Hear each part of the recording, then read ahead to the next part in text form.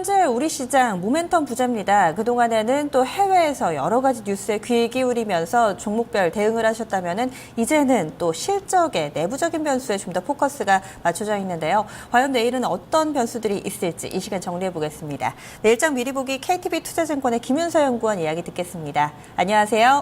네, 안녕하세요. 네. 오늘 시장 분위기 같은 경우는 오전하고 다소 현재 좀 사뭇 분위기가 달라지고 있습니다. 코스닥도 조금만 또 지나면 상승 전환할 수도 있지 않을까라는 기대를 해보는데요. 내일장에서도 오늘의 이 특징이 있다면 낙폭과대주들의 반등이었는데 이런 흐름이 좀 나타날지도 궁금하고요. 또 내일장 눈여겨볼 만한 국내 변수 어떤 게 있을까요? 네, 말씀해주신 대로 이제 오늘장 같은 경우에는 조금 평상시에 좀 일반적인 시장과는 좀 다른 모습입니다. 일단 수급적으로 봤을 때도 이제 외국인과 기관이 코스피나 코스닥 양쪽에서 지금 동반 매도 우위를 나타내고 있는데, 그럼에도 불구하고 지금 좀 개인 쪽에서 특히 이제 거래소 코스닥 양쪽에서 좀 강한 매수세가 유입이 되면서 일단 지수는 좀 상승 전환을 한 그런 상황인데, 글쎄요, 이런 상황이 좀 계속해서 추세적으로 이어질지 여부는 아직까지 조금 불확실한 것 같고, 이런 부분은 사실은 오늘은 이제 환율이 가장 좀 핵심적인 역할을 하고 있는 것 같습니다. 일단 지금 달러화가 좀 강세로 다시 전환을 하면서 달러화의 좀 반대편에 있는 자산들, 상품, 금, 원유, 은, 그리고 또 이머징 통화들이 더 전반적으로 좀 약세를 나타내면서 특히 이제 자동차 업종이 좀 큰 폭으로 상승을 하고 있는데, 이 부분이 일단은 워낙 그동안 이제 많이 빠졌기 때문에 어떤 좀 기술적인 반등 그 이상의 의미를 부여하기는 좀 아직까지는 어려운 상황인 것 같고, 일단 외환시장, 특히 이제 글로벌 외환시장의 어떤 방향성에 따라서 이제 원달러 환율 흐름이 어떻게 되느냐, 이 여부가 좀 단기적으로는 좀 핵심인 것 같고요. 그리고 이제 말씀해주신 대로 이제 2분기 실적 시즌이 본격적으로 이제 시작이 됩니다. 내일부터 이제 또 국내 대기업들이 실적의 발표가 시작이 되는데, 일단 이 부분에서는 이제 2분기 실적 시즌이 좀 계속해서 추정치가 상향되는 쪽으로 초점을 맞추시는 게 아무래도 좀 양호한 투자 수익률을 나타내실 수 있으실 것 같고요. 관련된 업종으로는 일단 유틸리티랑 증권, 은행 요 세 가지 업종 계속해서 최근에 추정치가 상향되고 있는 모습입니다. 네. 그러면 해외에서도 오늘 밤에는 어떤 내용들이 좀 준비가 되어 있나요? 네, 해외에서도 이번 주에는 딱히 시장의 어떤 방향성을 결정할 만한 경제 지표는 발표가 없습니다. 이벤트가 없고, 앞서 말씀드린 대로 외환 시장, 특히 달러 강세가 지속될 것이냐 여부에 계속해서 좀 초점을 맞추셔야 될 것 같습니다. 일단 두 가지 이유가 있었는데, 첫 번째는 지난주에 옐런 의장이 이제 의회에서 반기 보고를 하면서 이제 9월에 기준금리 인상을 하겠다라는 좀 신호를 굉장히 강하게 보냈고, 이 부분이 지금 시장에 좀 반영되고 있는 그런 상황이라고 보고 있는 거고요.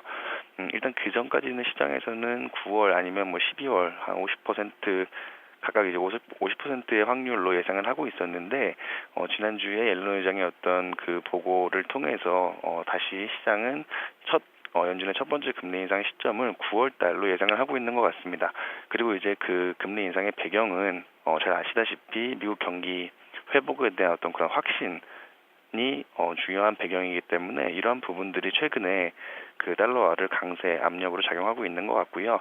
그리고 이제 이란 핵 협상 결과 역시 좀 유가를 아래쪽으로 끌어내리면서 그 부분도 다시 한번 또 달러를 추가적으로 강세 좀 몰고 가는 그런 압력으로 작용하면서 지금 달러화는 좀 이중적으로 강세 압력을 받고 있는 상황이고, 그렇기 때문에 지금 원달러 환율도 좀 단기적으로 좀 급등을 하고 있죠.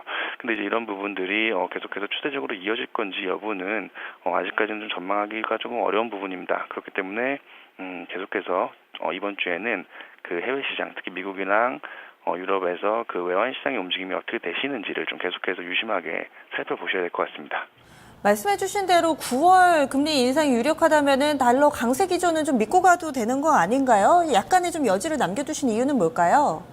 우선 달러가 강세로 가긴 하겠지만 지금 이제 레벨 자체가 굉장히 높아져 있는 상황이고, 만약에 이제 금리 인상을 한 차례 하면 오히려 그 이후에는 어떤 미국 경기 회복에 대한 신뢰가 높아지면서 다시 좀 위험 자산 선호 현상이 좀 강화될 거라고 보고 있는 거고요. 그렇게 될 경우에는 아무래도 안전 자산으로 분류가 되는 달러화 표시 자산보다는 좀 위험 자산으로 분류가 되는 이머징 주식이라든지 상품 쪽으로 다시 한번 매수세가 유입이 될 수 있습니다. 그리고 지금 이제 가격 매력도 충분히 조정을 많이 받은 상태가 될 것이기 때문에 오히려 연준이 한 차례 금리를 인상을 한다면 그 이후에는 좀 시장에서는 좀 재료 소멸로 받아들이면서 다시 좀 위험 자산이 강화되는 그런 흐름이 나타나지 않나라고 좀 판단을 하고 있습니다.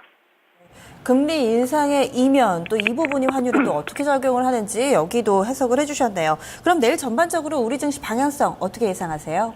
네, 일단은 계속해서 좀 방향성이 없습니다. 그 해외에서도 딱히 마땅한 경제 지표나 뭐 통화 정책과 관련한 이벤트가 없기 때문에 지금은 좀 계속해서 좀 실적 쪽에 초점을 맞추시는 그런 전략이 필요하신 것 같고요.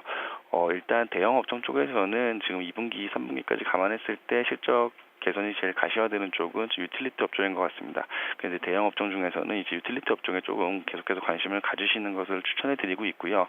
오늘처럼 이제 뭐 조선이나 자동차 같이 좀 낙폭 과대주가 좀 기술적으로 좀 큰 폭으로 반등을 하고 있는데 이 부분이 어떤 시장의 어떤 중심이 돼서 좀 추세적으로 계속해서 상승 기조가 이어질 가능성은 아직까지 좀 높지 않다고 보기 때문에 이 부분을 계속해서 따라가시기보다는 지금은 조금 기다리셨다가 다시 좀 외환시장이 안정되면 그 뒤에는 다시 기존의 주도 업종, 바이오라든지 내수 소비 업종이 다시 한번 지수를 주도하면서 상승할 가능성을 높게 보고 있습니다.